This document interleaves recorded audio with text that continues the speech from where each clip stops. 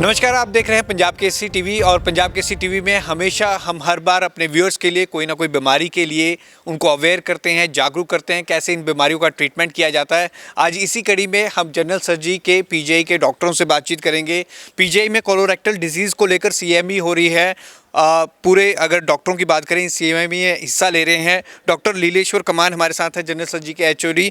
Sir, पहले तो ये कोलोरेक्टल डिजीज़ होती क्या है, हमारे व्यूअर्स को अगर आप समझाना चाहें किस तरह से आप ये ट्रीट करते हैं। कोलोरेक्टल डिजीज़ मेनली कोलोन और रेक्टम और एनल कैनल का डिजीज़ होता है। तो this is a very common situation specially in Indian conditions. तो इसका मेनली मैनेजमेंट करते हैं जनरल सर्जरी में। सो इसमें कैंसर भी होता है, नॉन कैंसरस भी होता है।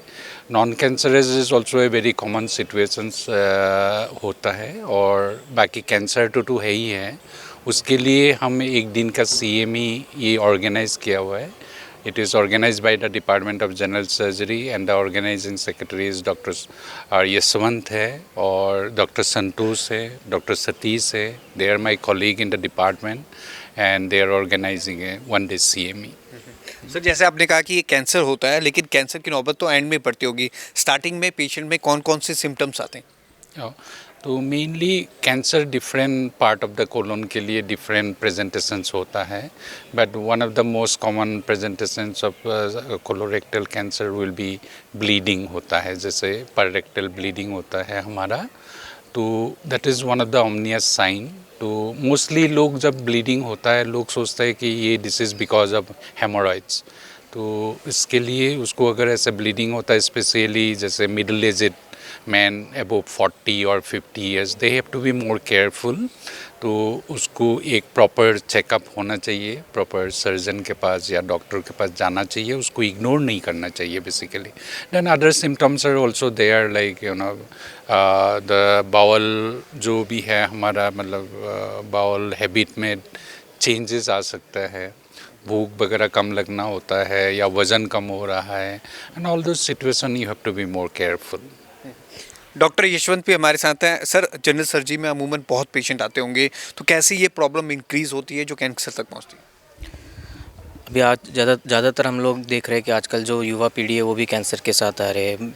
उनकी जो डाइटरी हैबिट्स है उसकी वजह से भी हो सकती है, जो उनके रहन सहन की पद्धति है, लाइफस्टाइल से, उसकी वजह से कैंसर की भी इंसिडेंस बढ़ रही है। और जिस तरह का वो स्टेज, जिस स्टेज से वो प्रेजेंट करते हैं वो भी थोड़ा सा एडवांस स्टेज में भी रहता है। तो जैसे कि हम देख सकते हैं कि कोई अगर स्क्रीनिंग प्रोग्राम हम कर सकते हैं, गवर्नमेंट बेस पे कोई स्क्रीनिंग प्रोग्राम प्लान कर सकते हैं या पब्लिक बेस्ड कोई अवेयरनेस प्रोग्राम प्लान कर सकते हैं।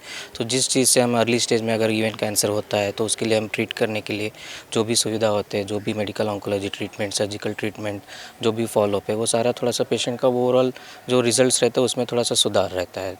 तो ये अगर हम कोई जैसे स्क्रीनिंग प्रोग्राम प्लान कर सकते हैं या नहीं तो फैमिली ओरिएंटेशंस का कोई पब्लिक ओरिएंटेशन प्रोग्राम प्लान कर सकते हैं तो वो ठीक रहेगा आगे जनरेशन्स के लिए।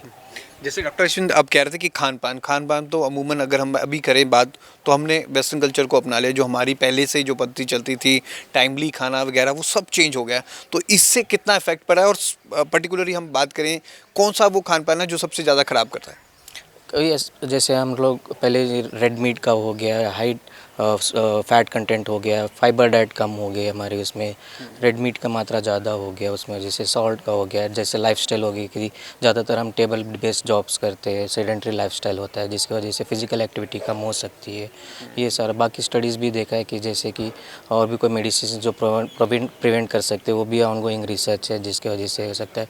या नहीं तो जो टेस्ट है वो जो हम अर्ली स्टेज पे आइडेंटिफाई कर सकते हैं, कोई स्टूल सैंपल देके, ये सारे अब लोग रिसर्च चल रही है इसमें। आगे उसके ऊपर बेसिस पे कितना रहेगा वो सारा आगे देखेंगे कि उससे कितना इफेक्ट पड़ेगा आगे जनरेशन्स में, देखनी है उसको। डॉक्टर संतोष, अगर बात करें तो पेट से दर्द ये शुरू होता है। हम देखें तो हम यंगस्टर्स में भी कई लोग ऐसे कहते हैं हमारा पेट दर्द हो रहा है और काफ़ी टाइम से दर्द हो रहा है, बंदा बड़ा अनकम्फर्टेबल भी हो जाता है। ये क्यों होती है, इसकी शुरुआत कैसे होती है? पेट दर्द का बहुत सारा प्रॉब्लम्स का कॉम्प्लेक्स होता है बेसिकली। उसमें लाइक मोस्ट इम्पॉर्टेंट चीज़ है, जब भी दर्द होता है उसको नेग्लेक्ट नहीं करना चाहिए। Immediately they have to go to a doctor and immediately जो भी जनरल प्रैक्टिशनर होता है उनको मिलना ही चाहिए।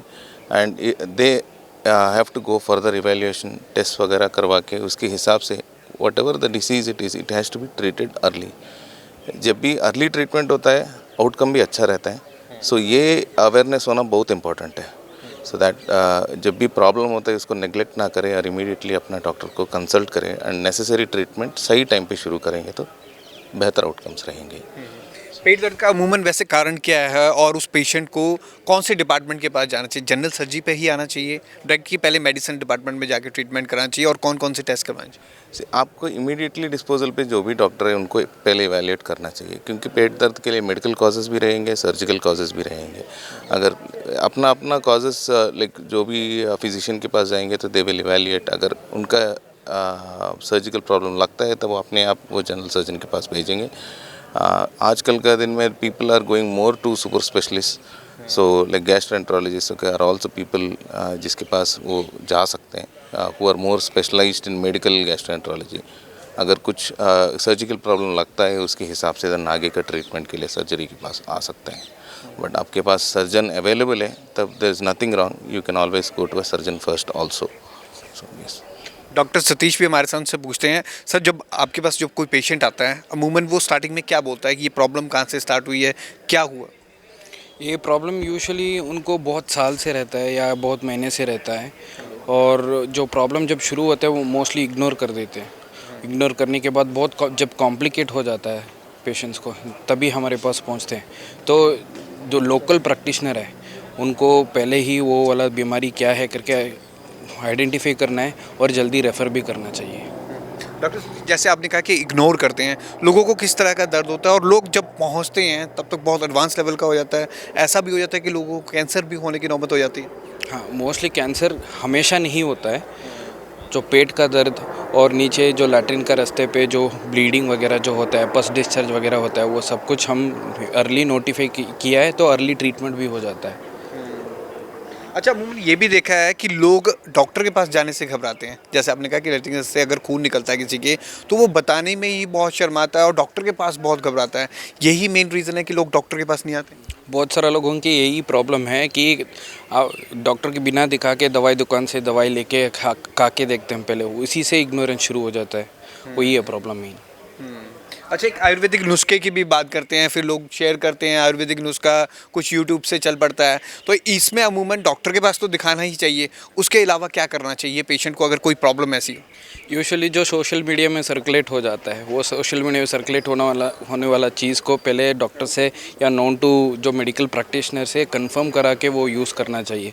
ऐसे जो सोशल मीडिया में रील्स में या कुछ चीज़ में शेयर हो रहा है उसी को डायरेक्टली कंफर्म करने से पहले दूसरी मेडिकल प्रैक्टिशनर से कंफर्म करा के दिन उसके बाद यूज़ करना चाहिए पेशेंट्स को। और ये सर कितने टाइम के बाद ये नौबत आती है कि कैंसर हो जाता है इस स्टेज में? अगर पहले से अगर हम इग्नोरेंस कर रहे हैं, कितना मतलब टाइम के बाद? यूजुअली जो पेशेंट्स आते हैं कम से कम 1-1.5 साल या 2 साल वो इग्नोर कर देते हैं। 1-1.5 साल 2 साल के बाद ही वो वाला कैंसर डायग्नोस हो जाता है। तो हमेशा सारा पेशेंट्स को कैंसर नहीं होता, बट पहले ही पता चल गया तो अर्ली ट्रीटमेंट मिल जाता है पेशेंट्स को। ठीक, thank you sir, thank you. तो कोलोरेक्टल डिजीज़ की अब बात करें, जनरल सर्जरी के सारे डिपार्टमेंट्स के डॉक्टर थे। जनरल सर्जरी में कई लोगों को पेट दर्द की बहुत प्रॉब्लम आती है, लेकिन वो इग्नोर करते हैं, और कईयों को लैट्रिन के रास्ते खून भी निकलता है, उसको भी वो इग्नोर करते हैं। डॉक्टर्स का कहना है कि कई लोग 1-1 साल तक इस बीमारी को इग्नोर करते हैं, जिसे नहीं करना चाहिए, क्योंकि ये बीमारी बाद में कैंसर का रूप ले लेती है। अगर स्टार्टिंग में ही किसी पेशेंट को ये बीमारी है तो उसे अपना चेकअप करवाना चाहिए, पर्टिकुलर डॉक्टर के पास जाना चाहिए ताकि ये बीमारी ना बढ़े। कैमरामैन अल के साथ भगवत सिंह, पंजाब केसरी, जगबानी टीवी, चंडीगढ़।